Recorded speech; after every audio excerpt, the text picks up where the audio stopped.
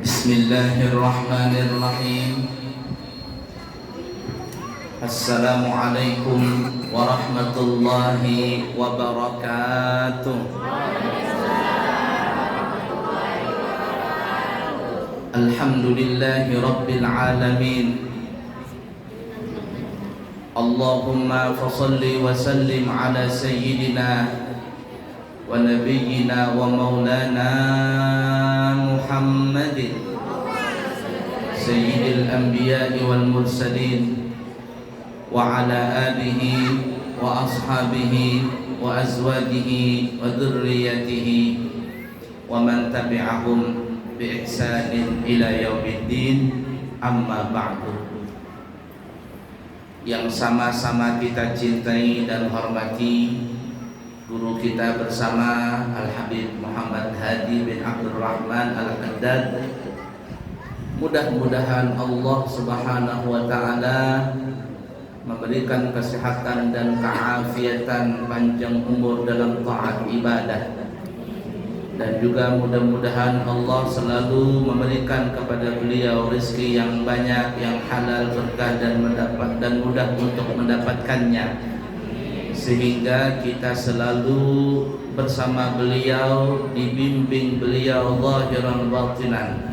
Dan mudah-mudahan cinta kita kepada beliau, cinta kita kepada zuriat Nabi dan ahlul Nabi dan kepada Nabi kita Muhammad sallallahu alaihi wasallam bisa menghantarkan kita semuanya bersama Nabi kita dari dunia sampai masuk ke dalam surga firdausnya Allah. Amin ya rabbal alamin. Para habaib, para syaraif, para asyatir, para sesepuh masyarakat, para ibu-ibu kelompok majelis taklim yang kami tidak bisa menyebutkan nama-nama beliau semua, hadirin hadirat sekalian yang disayangi Allah dan dicintai Allah. Ini adalah ulang tahun Majelis Taklim Nurul Anwar yang kedua. Masya Allah, alhamdulillah. Tidak terasa sudah 2 tahun berjalan dan insya Allah kita masuk tahun ketiga.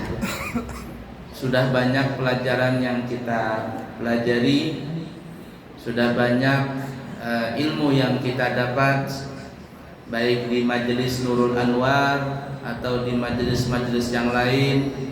Begitu juga di bawah bimbingan guru kita Habib Hadi, banyak ilmu-ilmu yang kita dapat.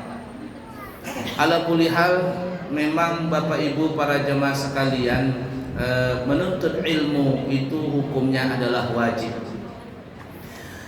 Sebagaimana disebutkan dalam riwayat Al-Imam Ibnu Majah, Nabi kita Muhammad sallallahu alaihi wasallam bersabda, talabul ilmi fariidatun ala kulli muslimin. Menuntut ilmu itu adalah hukumnya wajib bagi setiap muslim.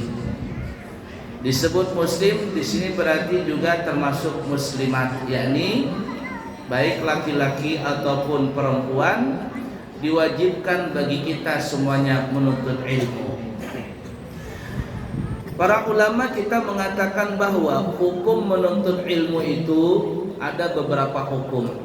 Yang pertama adalah menuntut ilmu bisa menjadi wajib, yaitu pada masalah ilmu-ilmu yang berkaitan dengan ibadah, kewajiban kita sehari-hari, baik kepada Allah ataupun kepada makhluk Allah Ta'ala. Ini hukumnya wajib dipelajari. Kewajiban kita kepada Allah seperti salat, maka wajib bagi kita untuk belajar ilmu salat. Tetapi bukan hanya belajar ilmu salat, namun juga belajar ilmu yang berkaitan dengan salat. Dari masalah istinja, kita sudah bahas ya istinja. Masalah wudu, kita masih di awal-awal masalah wudu. Masalah mandi junub sudah pernah bahas ya. Nah, ini adalah berkaitan semua. Masalah tentang mengenal air yang mana yang boleh dipakai untuk bersuci. Kemudian belajar bagaimana cara membersihkan najis di badan, pakaian, tempat. Semua itu adalah ilmu yang berkaitan untuk menghantarkan salat kita menjadi sah. Disinilah hukumnya kata ulama menjadi wajib bagi kita untuk belajar. Begitu juga tentang puasa, begitu juga tentang zakat, begitu juga bagi yang kepingin haji ataupun umrah, maka wajib belajar tentang ilmu manasik itu. Intinya kewajiban-kewajiban ibadah yang diwajibkan oleh Allah kepada kita, maka wajib bagi kita untuk mempelajarinya. Begitu juga kata ulama, ilmu yang berkaitan dengan makhluk atau yang lebih diringkaskan dengan babul muamalah, berkomunikasi dengan sesama, dari jual beli, utang piutang, gadai menggadai, sewa menyewa, pinjam meminjam, dan masih banyak lagi. Ini wajib kita belajar. Jangan hanya berjualan mencari untung, tetapi bagaimana tata cara jual beli dalam Islam. Jangan hanya mencari untung, tapi dalam Islam kita disuruh untuk juga belajar mencari berkah dalam berdagang tadi. Mencari untung, mencari berkah. Kalau cuma cari untung atau cari bisa cepat laku, kalau nggak punya ilmunya, orang bisa jatuh dalam masalah riba, orang bisa jatuh dalam masalah tipu menipu karena pikirannya supaya cepat untung. Nah begitu. Utang piutang juga punya ilmunya. Jangan cuman punya ninjam saja. Jalan-jalan ke Meratus, pinjam dulu 100. Untuk zaman sekarang, orang yang paling cepat memutuskan tali silaturahim itu adalah utang. Oh betul, berarti pengalaman. Paling cepat untuk memutuskan tali silaturahim itu masalah utang. Siapa yang di sini ngutangin orang sampai sekarang nggak dibayar-bayar? Banyak ya. Termasuk kami pribadi, aduh banyak sekali, sudah puluhan juta nggak dibayar-bayar sama orang. Main ratusan, 100, mungkin hampir 200 juta sudah itu, nggak dibayar-bayar. Gimana ini? Ya sudah, nunggu di akhirat saja. Kalau kita tagih, terkadang yang berhutang ini lebih ganas daripada kita waktu menagih. Ya kak. Makanya untuk saat ini paling cepat untuk memutuskan tali silaturahim itu adalah dalam masalah hutang. Oleh karena itu, kalau mau tenang hidup, jangan berhutang, jangan mengutangi. Jangan berhutang, jangan mengutangi. Kalau kita berhutang, terkadang kita yang malu, nggak bisa bayar, akhirnya kita malu. Kalau kita mengutangi orang, terkadang kita tagih-tagih, nggak heran-heran jadi orang banyak. Nah ini manusia seperti itu. Nah oleh karenanya wajib belajar tentang ilmu yang berkaitan dengan makhluk yang kita kenal bab muamalah tadi. Apalagi munakahat dalam pernikahan juga harus ngerti ilmunya. Dulu Abuya pernah jadi pemuluh hampir 5 atau 6 tahun jadi pemuluh di daerah Pelandasan Ulu. Itu kalau ada orang mau menikah, terkadang orang yang menikah ini nggak ngerti Ditanya, tahukah mandi junub? Tahu Pak. Apa itu mandi junub? Mandi bersih. Di mana-mana orang mandi mah bersih. Dilajari di situ tata cara mandi junub. Banyak orang nggak mengerti masalah itu. Disinilah pentingnya kata ulama menuntut ilmu, belajar ilmu, sehingga dalam masalah ini hukumnya menjadi wajib.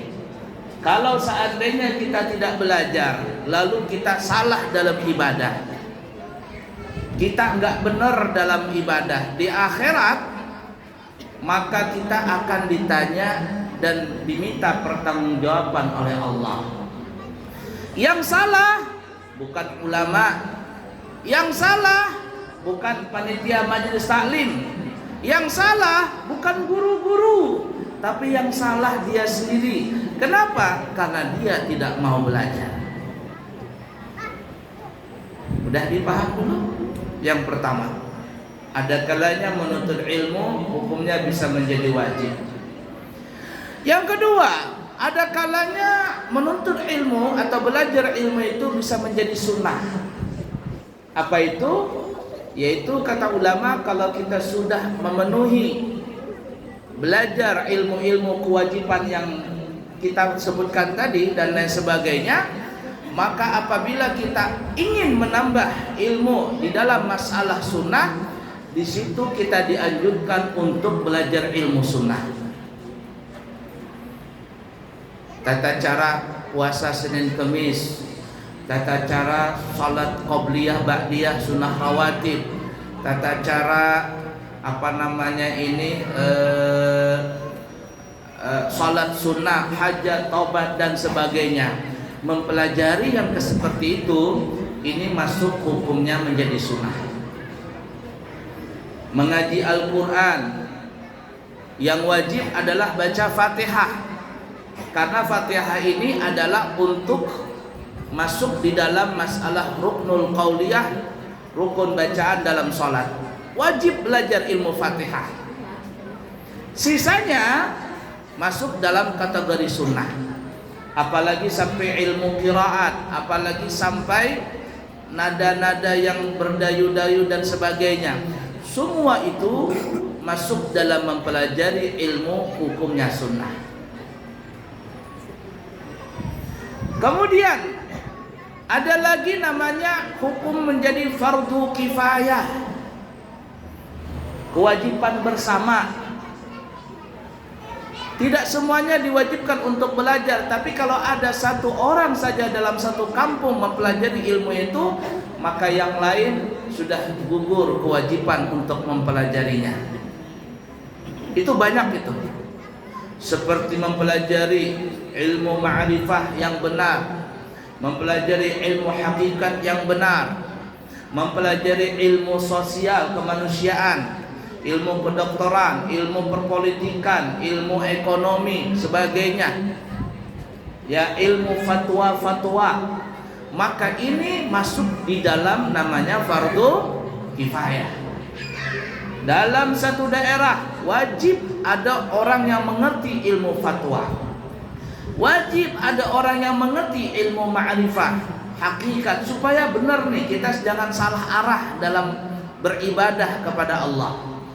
Wajib kita bisa mengenal tentang, maksudnya wajib kita punya orang dari kalangan orang Islam yang punya ilmu kedokteran, ilmu ekonomi, ilmu sosial dan sebagainya, ilmu untuk kemaslahatan umat.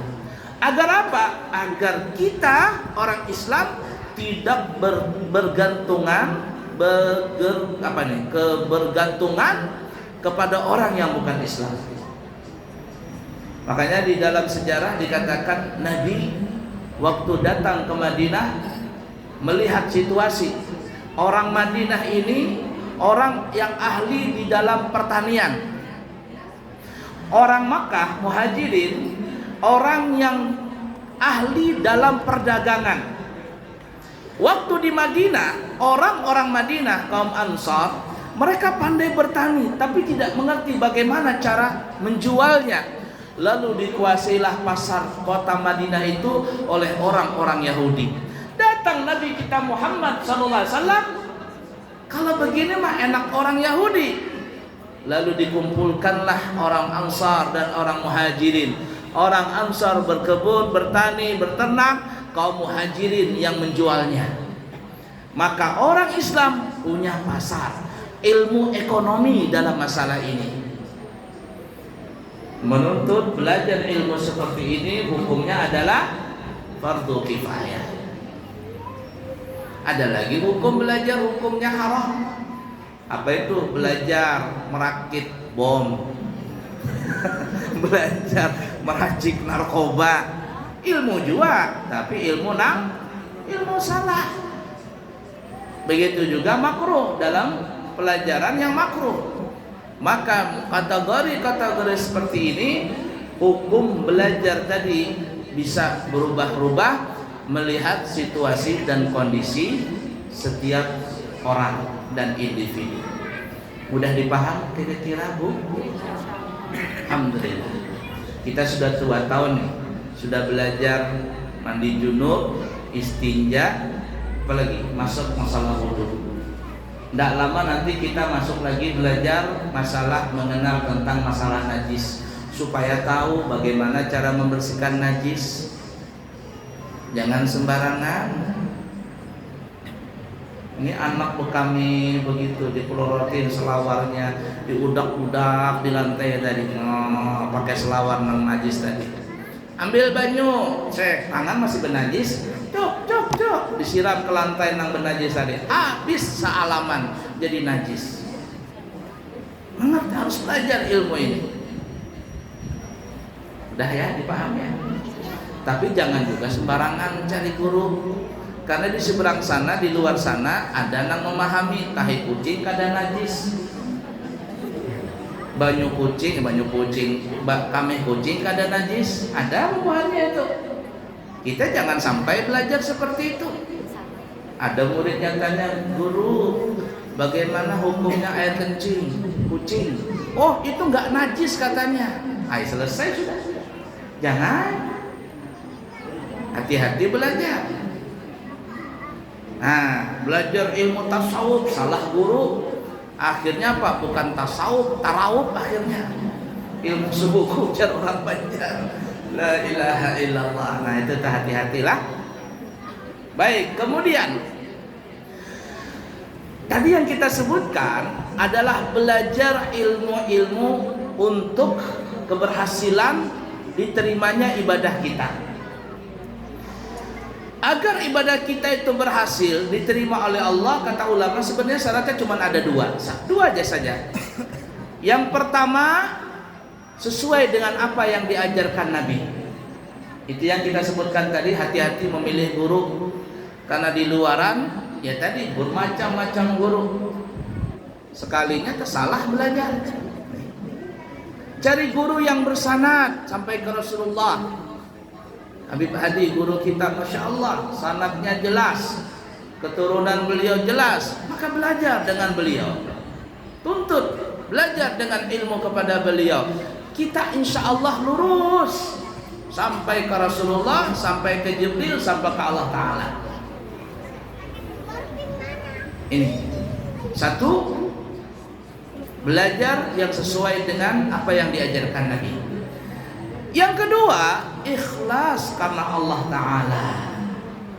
Kalau ada orang sholatnya benar, tata caranya benar, semuanya benar, tapi hatinya tidak ikhlas karena Allah Ta'ala, karena kepingin dikatakan inilah, itulah, karena kepingin jadi caleg lah, macam-macam aja niat orang tadi, maka ibadah yang seperti ini di hadapan Allah tidak ada nilainya. Ada orang ikhlas, Masya Allah, ikhlas ibadahnya, tapi tata cara sholatnya, jar orang Banjar nang kaya dikejar hantu. Ada juga dikejar orang gila. Nyaman dikejar orang gila kah atau nyaman dikejar hantu? Artinya, la ilaha illallah, sholat tarawih itu lah, bukan lagi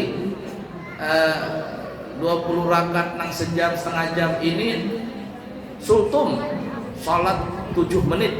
Yang pernah kita dengarkan kultum kuliah 7 menit. Ini sultum salat tarawih 7 menit. Apa yang terjadi?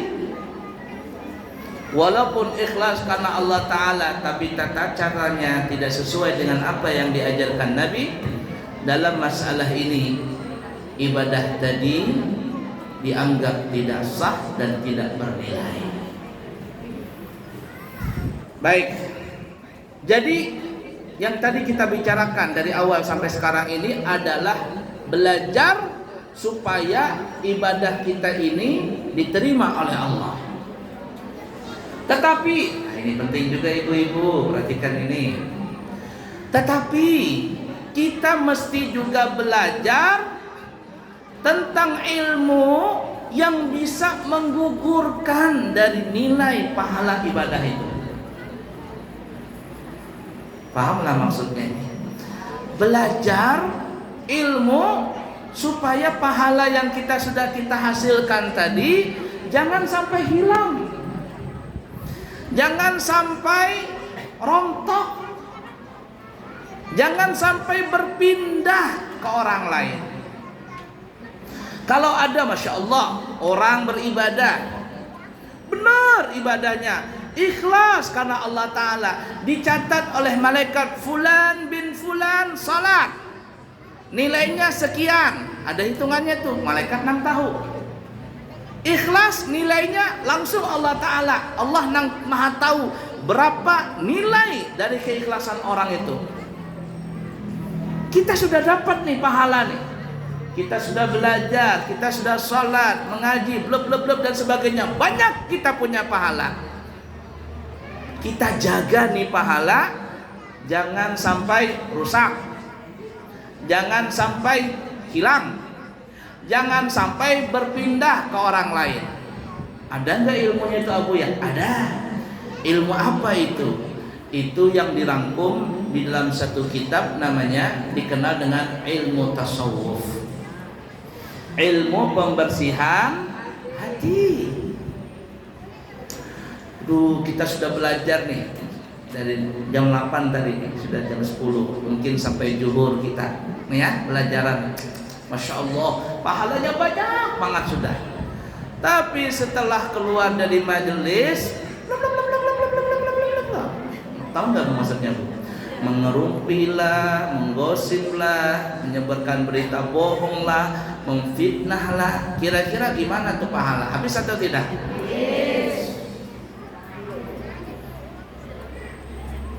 Habis kita sayang.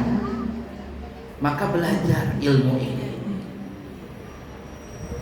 Kalau kita menggosip orang, ngerumpi orang, bukan hanya habis pahala kita, tapi pahala kita berpindah ke orang lain.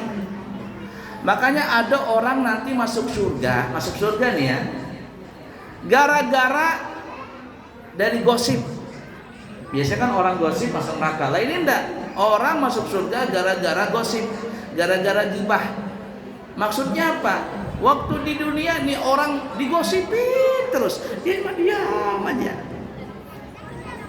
Tiba-tiba masuk di rekening pahalanya salat tahajud, masuk rekening pahalanya puasa sunnah, puasa wajib, haji, umrah. Padahal seumur-umur tahajud kada suah, puasa sunnah kada suah, bahaji umrah tambahnya lagi daftar tunggu kapan tapi di akhirat datang ke hadapannya Allah, ya Allah, kok ada puasa, salat tahajud, ada duha, ada mengaji, ada majlis taklim, ada macam-macam nih.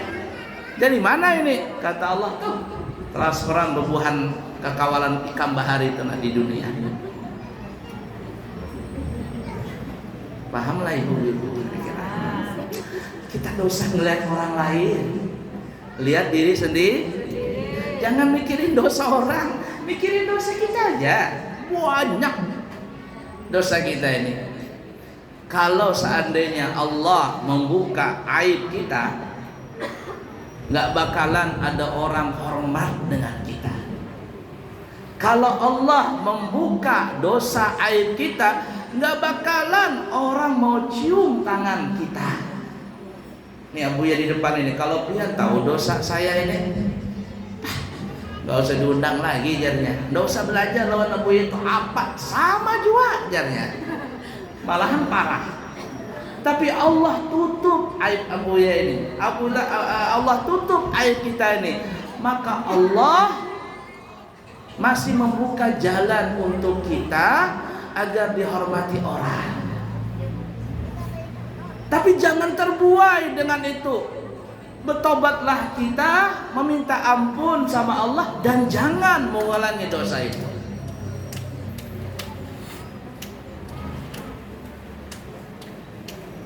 Paham lah Bu? Ada seorang ulama, kata beliau, kalau seandainya pahala orang yang menggosip itu dilimpahkan kepada orang lain yang digosipinya, maka katanya aku lebih baik menggosip mamaku seorang, lebih baik aku menggibah mamaku seorang.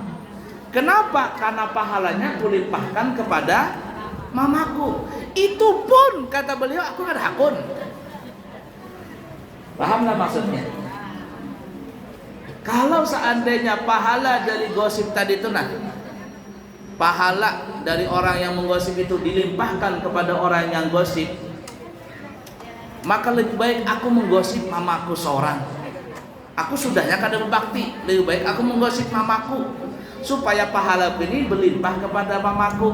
Itu pun kata ulama, aku kada hakun menggosip nih, apalagi orang lain. Ruginya 2 kali. Belajarlah ilmu ini. Nah, bersyukurlah Bapak Ibu, kita yang digosipin, kita yang dijelek-jelekin, kita yang dihina-hina, kita yang difitnah-fitnah, bersyukur. Kenapa bersyukur? Karena kita nggak tahu-tahu dapat pahala. Kan gak repot tuh, guring-guring aja malam, tiba-tiba subuh dapat pahala tahajud. Beruntung tuh, yang banyak digosipin tuh beruntung. Nah tapi ingat Bu, kalau kita digosipin, kita difitnah dan sebagainya, jangan membalas. Kalau kita balas, akhirnya Pak, tukar-tukaran pahala akhirnya. Tukar-tukaran pahala, jangan.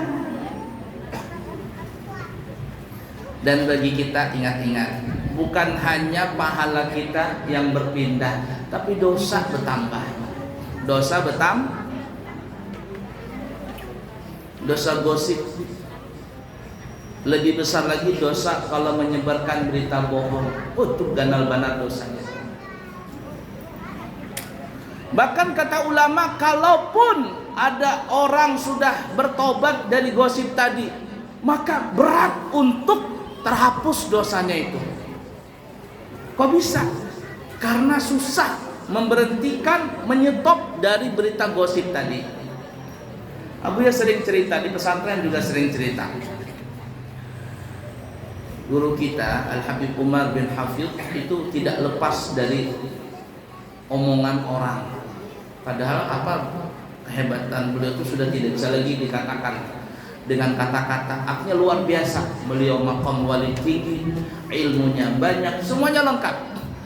Tapi ada juga orang yang gosipin. Pernah dikisahkan seorang anak laki-laki pemuda menggosip tentang beliau. Pokoknya tiada hari tanpa menggosip Habib Umar. Dijelek-jelekinnya Habib Umar itu. Tapi Habib Umar diam saja, nggak melawah, nggak juga apa-apa, diam aja.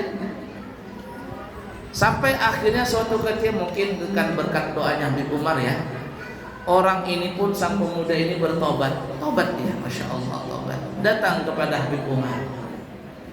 Ya Habib, ana fulan bin fulan, mohon maaf Habib, saya pernah menggosipin antum, jelek-jelekin antum, nyebarkan berita bohong antum.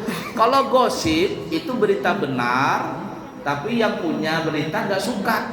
Tapi kalau fitnah, berita bohong diada-adakan. Dan zaman sekarang orang banyak mengaku korban, ternyata dia pelaku Pelakunya banyak nggak? Aku ini begini lah, yang sama begini. Padahal dia pelakunya mengaku korban, padahal pelakunya. Nah kita ini hati-hati menerima bohong berita tadi itu. Habib, saya minta maaf, minta ampun dan segalanya. Kata Habib, begini kata beliau, wahai anakku, aku sudah ampuni engkau, aku sudah memaafkan engkau sebelum engkau datang. Tapi benarkah engkau kepingin bertobat? Benar Habib, benar. Kalau kau kepingin bertobat benar-benar, mau nggak mengikuti perintahku ini? Kata si pemuda ini, mau ya Habib. Benar ya Habib. Kau punya kemoceng di rumah? Kau kemoceng ibu-ibu? Punya kemoceng di rumah? Punya ya Habib. Besok pagi kau ambil kemocengmu itu, kau berjalan di rumahmu sampai menuju ke rumahku. Setiap langkah kakimu engkau copotin kemoceng itu satu-satu, engkau lepaskan di jalanan. Sampai engkau datang ke rumahku ini, mesti kemoceng itu sudah habis, hanya tertinggal bilahnya saja, bilah bambunya saja. Mau ya Habib? Kenapa ya Habib? Kata Habib, jangan banyak tanya, kerjakan saja, nanti engkau akan mendapatkan hikmah dari cerita ini, dari pengalaman ini. Ringkas kata, besok sang pemuda ini pun melakukan apa yang diperintahkan oleh Habib Umar. Sampai ke depan rumah Habib Umar, mengucapkan salam. Habib Umar datang, lalu kata Habib Umar, sudah habis wahai anakku? Sudah ya Habib. Mana ini? Oh, bagus. Sekarang kata Habib Umar, kuperintahkan engkau kembali lagi dari rumahku ini menuju rumahmu dan carilah lembaran-lembaran bulu kemoceng itu. Ambil seberapapun kau dapat, kembali dan hadap ke tempatku ini. Si pemuda ini merasa kesel. Aku digini-gini kan, sudah keringat bercucuran, capek, kenapa digini-gini kan? Habib Umar tahu dia punya hati. Kata Habib Umar, wahai anakku, tenanglah, kerjakan apa yang kuperintahkan, engkau akan mendapatkan pelajaran yang berharga dari ini. Dengan setengah hati, ya, kesel juga, orang nggak ngerti ilmunya masih. Ya, terkadang tuh guru tuh begitu ya, guru ilmu tasawuf tuh terkadang begitu, terkadang nyuruh gini, sana, kerjakan. Anak ini terkadang nggak ngerti apa maksudnya itu. Tapi setelah selesai itu, mungkin seminggu, 2 minggu, sebulan, 2 bulan, setahun, 2 tahun, bahkan mungkin di kemudian hari baru dia sadar, ini toh ilmunya, ini toh maksud guruku itu. Sadarnya bisa belakangan. Sekarang terkadang mungkin di awal nggak paham dia. Afwan Habib, karena kepanjangan. Baik, kita lanjutkan ya. Jadi ringkas kata, si pemuda ini pun kembali dari rumahnya Habib Umar menuju ke rumahnya sambil melihat pelana pelongo, lihat sana lihat sini, adakah bulu kemoceng itu didapat. Ternyata hanya beberapa lembar saja. Setelah selesai, capek sudah, yang diperkirakan nggak bisa lagi dapat bulu tadi, maka si pemuda ini pun kembali ke tempatnya Habib Umar, ucapin salam, dan Habib Umar keluar. Gimana anakku, berapa lembar yang kau dapat? Habib, saya tidak bisa dapat semuanya, cuman ada beberapa lembar, 5 atau 7 lembar ini.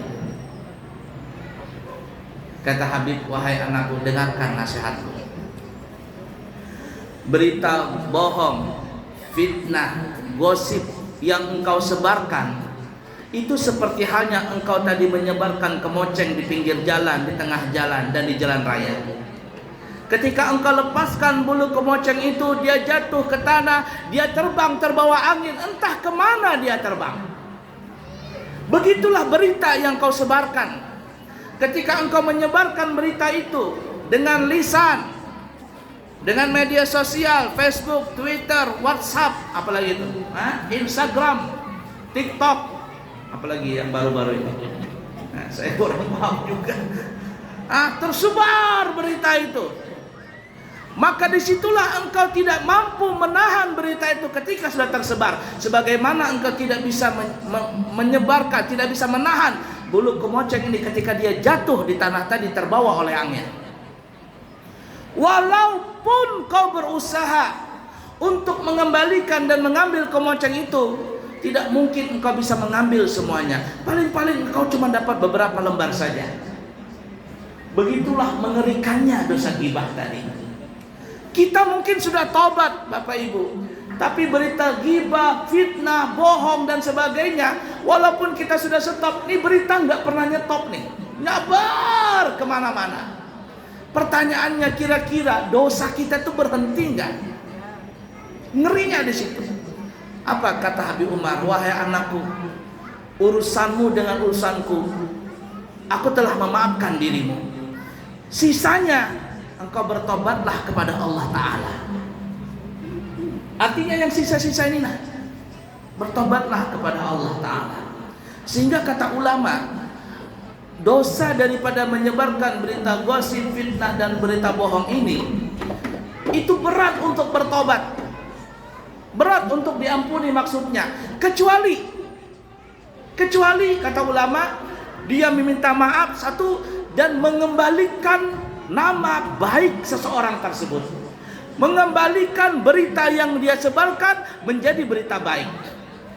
Kalau ini syarat terpenuhi, dia bisa mengembalikan berita yang dia sebarkan kebohongan tadi dengan dia balik menjadi berita baik. Insya Allah di akhirat tidak ada sangkut paut lagi. Makanya ada di sekitar kita ini ada namanya pencemaran nama baik. Ada kasusnya kan ya, ada pidananya. Lalu dibawa ke hukum. Pencemaran nama baik, dituntut sekian lama penjara. Tapi yang dicemarkan nama baiknya saya menuntut 1 miliar. Kenapa Pak? Karena dia telah merusak nama baik saya, telah merusak perusahaan saya, sehingga perusahaan bangkrut dan ini dan itu dan seterusnya. Dan saya menuntut kepada orang ini untuk memberikan berita baik selama 1 minggu, 1 bulan di media sosial, di TV dan semuanya. Nah, itu ada nggak seperti itu di antara kita? Saking bahayanya itu berita-berita yang tidak benar tadi. Lihat diri kita masing-masing, jangan lihat diri orang. Beruntunglah bagi kita yang digosipin, yang dijebarkan fitnah. Asal kita bersabar, kita dapat banyak pahala. Tanpa kita beribadah yang banyak-banyak, tiba-tiba kita dapat pahala banyak. Dosa diampuni, pahala diampuni. Tapi ingat, jangan dilawan. Kalau gosip-gosipan, ya pangdah, tukar pahala jadinya nanti. Ringkas kata, kesimpulan, mari kita belajar terus, terutama belajar ilmu yang wajib, supaya ibadah kita ini benar dan bernilai pahala di hadapan Allah, sehingga kita nanti pulang ke hadapan Allah mendapatkan pahala itu semua. Namun ingat, syarat supaya kita mendapatkan pahala dari ibadah tadi, dari menuntut ilmu yang kita sebutkan tadi, syaratnya 2. 1, ittiba'un nabi, mengikuti tata cara ibadah Nabi. Dan yang kedua, ikhlas, belajar ilmu ikhlas dalam ilmu tasawuf. Dan bukan hanya kita belajar ilmu supaya kita baik dalam ibadah, tapi kita juga belajar ilmu supaya ibadah, pahala yang kita hasilkan dari ibadah tadi jangan sampai hilang, jangan sampai rusak, dan jangan sampai berpindah kepada orang lain. Belajarlah kita semua itu, dan insya Allah Allah akan mempertemukan kita dari dunia ini sampai nanti kita masuk ke dalam surga ya Allah Ta'ala. Amin, Allahumma amin ya Rabbal Alamin. Sebelum kami tutup, insya Allah Abuya akan berangkat umrah nanti di tanggal 27 Desember 2023. Kembali mungkin nanti insya Allah tanggal 9 atau tanggal 10 Januari. Jadi di Saudi selama 2 tahun. Paham maksudnya? Bingung kan? 2 tahun. 2023 sampai 2024. Nah kemudian setelah pulang ke Balikpapan mungkin tanggal 9 atau tanggal 10, insya Allah berangkat lagi nanti tanggal 21 Januari 2024 membawa rombongan umrah yang kedua. Bagi Bapak Ibu yang kepingin berumrah bareng kami, bisa juga lewat Habib Hadi, ada juga beliau punya travel lah, sekalian sponsori ya, boleh semuanya. Kalau lawan Abuya 12 hari 32 juta sudah dari Balikpapan, tapi hotelnya mohon maaf hotel bintang 3. Kalau Habib Hadi hotelnya bintang 5. Ada uang, ada biar pilih yang mana. Kalau yang bagus bintang 5 Habib Hadi. Yalah, kalau lawan Ulun bintang 3 aja. Artinya asal berangkat aja. Ingatilah kalau belum bisa berangkat baca surah Yasin, tambahin tabarak, tambahin waqiah. Kalau nggak mempan juga tambahin surat tanah. Baca surat tanah. Surat rumah dibaca. Begayar sajalah. Insya Allah berangkat semuanya ya. Kemudian insya Allah juga yang mau berangkat di bulan Januari masih ada seatnya. Yang bulan Desember sudah habis seatnya. Kemudian yang kepingin berangkat umrah di bulan Ramadan Lailatul Qadar sampai hari raya di Mekah, itu kita punya program 13 hari 42 juta dari Balikpapan dan 18 hari 46 juta ya. Kemudian siapa yang kepingin haji furada 2024 langsung berangkat, itu kami punya 2 paket harga. Yang pertama bintang 3 30 hari harganya 185 juta, 185 juta. Dan yang kedua 195 juta bintang 5. Nah, coba pian gali-gali tanah di belakang rumah, siapa tahu mendapatkan emas 10 kilo. Nah, kalau dapat emas 10 kilo, lah kasih tulak haji. Jangan sampai ketahuan abahnya. Kalau ketahuan abahnya, kawin pulang nanti abahnya. Baik, seperti itu ya. Nah, kemudian siapa yang kepingin membadalkan umrah, insya Allah Abu ya sendiri yang membadalkannya. Untuk Desember dan Januari ini sudah ada masuk 2 atau 3 orang. Kami berangkat umrah itu sekali berangkat 5 kali umrah ya. Ya Umi ya 5 kali Umi berangkat ya, 4 kali yang 9 hari. Kalau yang 12 kali 5 kali, maka kami bisa membuka badal umrah 5 kali. Nah untuk biaya dan sebagainya nanti main calling saja ya, bisa dinego. Insya Allah Abu ya sendiri yang langsung membadalkannya ya. Baik, mungkin seperti itu. Yang baik dari Allah, yang buruk dari pribadi, minta maaf, minta ampun. Dan insya Allah minggu depan tanggal 14 Maret Majelis Ta'lim di Amburawang. Ini bubuhan pian ini malas ke Amburawang. Abu ya terus datang ke sini ya, kada suah ke Amburawang. Mungkin banyak yang belum tahu Pondok Al-Islam Nurul Anwar. Nah, Abu ya terus ke sini, bubuhan pian ini malas banget ke sana. Ya, minggu depan insya Allah Majelis Ta'lim di Amburawang. Dan kiranya cukup sekian ya, diundang beratan ya. Cukup sekian, yang baik dari Allah, yang buruk dari pribadi, minta maaf, minta ampun. Subhanakallahumma wa bihamdika asyhadu an la ilaha illa anta astaghfiruka wa atubu ilaik.